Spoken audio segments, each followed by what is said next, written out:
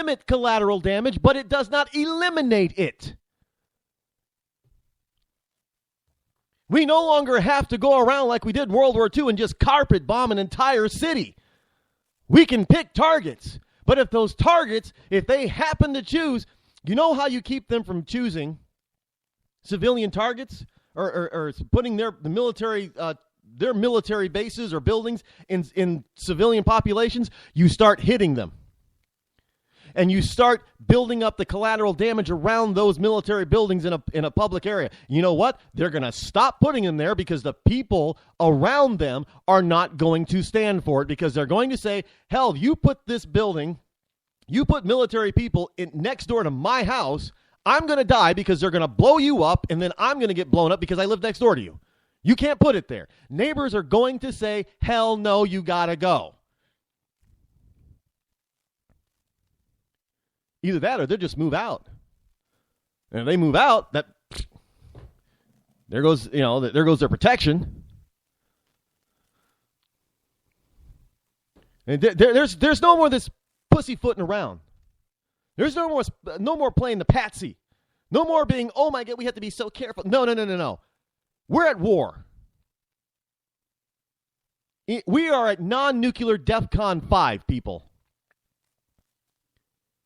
People better understand that. Look, we got people who do understand it. They're not saying it, but they understand it. Why do you think sheriffs and police commissioners and police chiefs all across this country are telling you, the citizen who is legally able to carry, to get some extra training and to carry your weapon at all times? Because if the enemy were at our door, on our property, you better believe you'd have your gun with you all the time. Well, guess what? The enemy's at our door. The enemy's on our property. They are within our borders. They are here. They attack at will whenever they want. They plan. Sure, some of those plans get foiled and some of those plans get changed, but some of those plans get carried out. Just like we just had in California. It got carried out.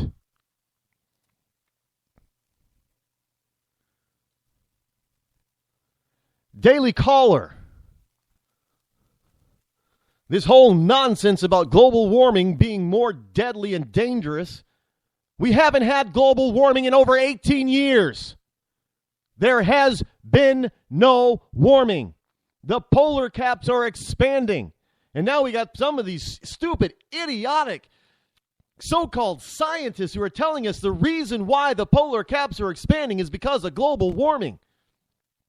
Wait a minute. I thought Al Gore told us that we weren't going to have any polar caps by now.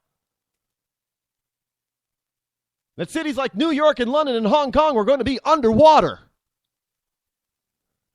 The ocean levels will rise. Well, here's the news. Here's the reality. Polar caps are growing. Ocean levels have fallen.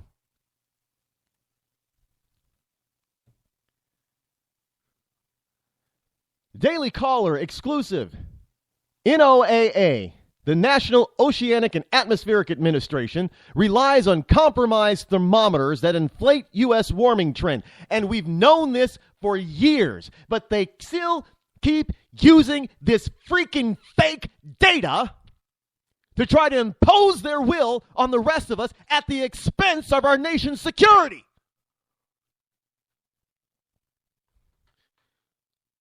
And we're supposed to run around and be afraid and look at government to protect us. Well, the government has failed to protect us in the first place. You can't depend on them. And I am not talking about our brave men and women of the military. Oh, no. No, because they still do what they got to do with what little that they have, and they do an awesome job at what they do. They are still second to none on the planet. In our police department, you know what? They do all they can. But it is not their job to handle this type of a situation. But they're being thrust into doing just that. That's not what they were originally tasked to do. Our police departments are not geared for, not meant to fight a war. But this is what they are asked to do right now. Fight a war. Do you folks not understand that? I am not advocating that we need more police in the street because I don't believe that we do. I believe that we have too many on the street already. The problem is that our police departments are now being forced to become soldiers. They're forced to fight a war. They are not trained or geared to do that. That is not their job. Their job is to uphold the law and protect the constitutional rights of the citizenry of their jurisdiction, not to fight terrorists and soldiers from another country. Those terrorists and soldiers should never be allowed to enter. Oh, folks, you are not hearing me. I know some people are saying, oh, Rod's going off against the cops. I am not going off against the cops because you're not hearing what I'm telling you. The men and women in blue, it is not their job to fight a war. That is the job of the men and women in green. They are trained to do that. They have the equipment to do that.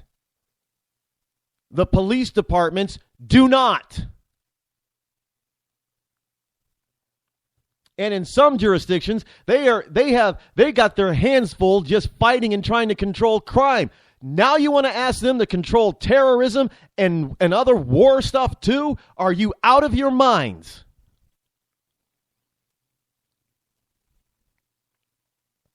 No wonder some of them have short fuses and just pop off their guns too quick, because they don't have time to do anything else. And let's face it, frankly, they don't know half the time if they're only looking at the perp that's in front of them. There could be another one somewhere, and they might have, like an M16. What's the first thing they do when they lock down and they find a terrorist or an active shooter? They keep the place locked down because they don't know if there are more around. And then we get these stupid little reports from the lamestream media. Oh, they caught everybody. And then we find out a week later, oh, they're looking for somebody else. Kind of like in Paris. Oh, there's only 6 of them. Oh, no, there's 7. Oh, there might be 8. Oh, we caught 7 of them are dead. So there's 8 of them. Oh, wait, we just arrested 2 in Austria that were tied to this. So 7 plus 2 is 9. So the whole point is that they never know how many are there. They don't know who escapes. I mean, when the whole thing was going down, we were told, oh, there's 3, possibly 4 active shooters. We only got 2. Where'd the other 2 go? Why have we stopped talking about them? And now we hear, oh, well, the neighbor just got arrested for selling, those 2 the guns. Well, that's a 5th person involved now. So you want to tell me that the cops are acting too quickly most of the time? They have no clue what they're dealing with. And most of these cops still have a brain, and they realize they have no clue what they're dealing with. So they need to get the person that they're confronting under control as quickly as possible, because there's probably somebody else running around. You can wear a bulletproof vest all you want to, but there is no bulletproof vest for your head. And we've seen cops being shot in the head wearing bulletproof vests.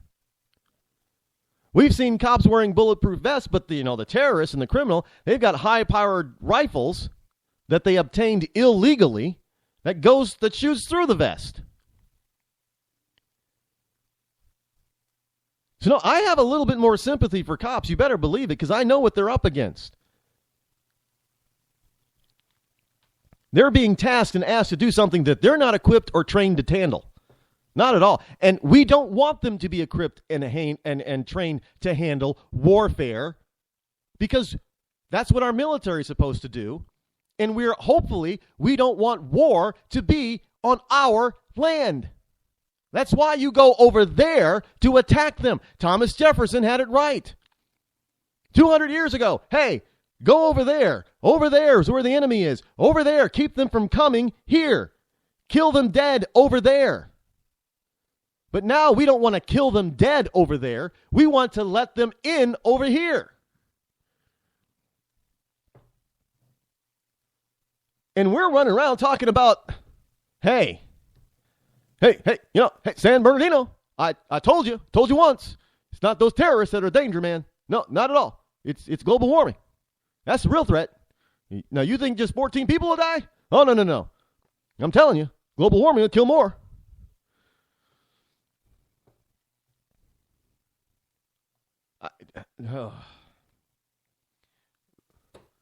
Folks, can you understand why I was livid this afternoon? And I got tons of this stuff. I've got more.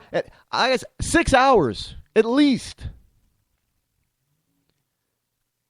There's more and more and more. And every day it ends up being more. And I don't know. Maybe the lamestream media is finally getting it and they're starting to report on all this stuff, because now every day there seems to be more than there was the day before coming out of the lamestream media. Maybe they're starting to realize, well, hell, they're coming after us too. We better do something about it.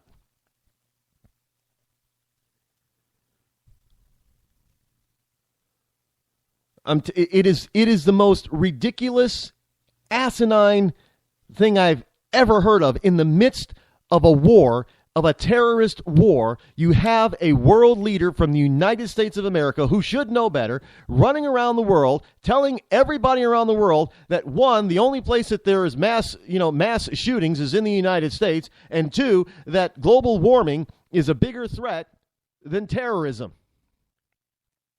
Meanwhile, global warming has yet to really be proven to have killed anybody, but terrorists and terrorist organizations are racking up the body count.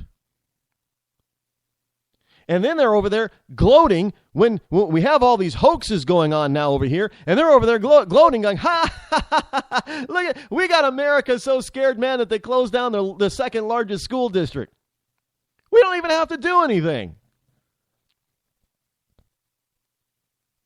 They are having a ball with this.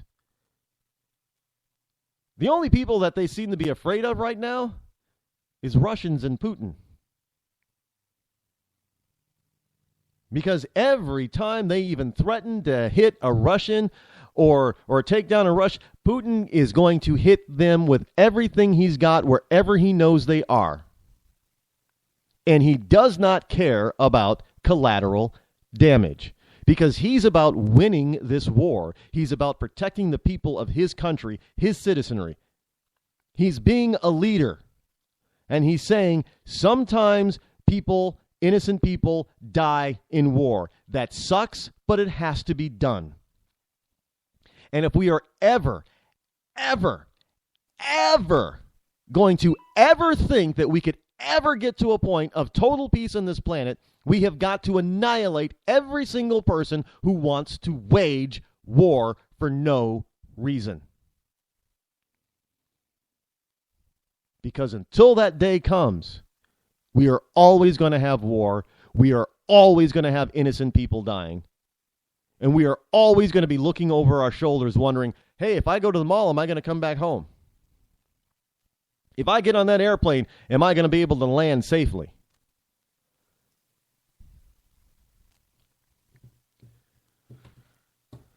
No, folks, this is...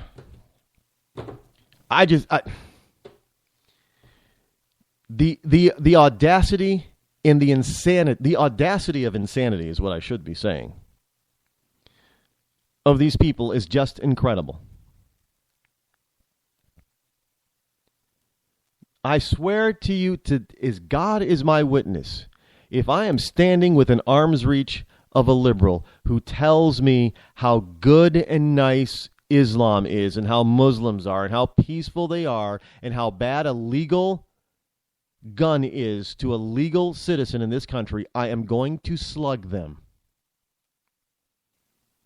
I'm going to, I swear to you, I'm going to reach back and I'm going to cold cock them, clock them, knock them out, because it is the most asinine, most ridiculous, most ignorant, most inane thing that anybody could possibly say. Yeah, they have a right to say it, but when you say something that's stupid, I think somebody has a right to shut you up. You want to talk about freedom of speech? Go ahead. There's also consequences to your speech, and that's just stupid speech, and it should be met with a slap.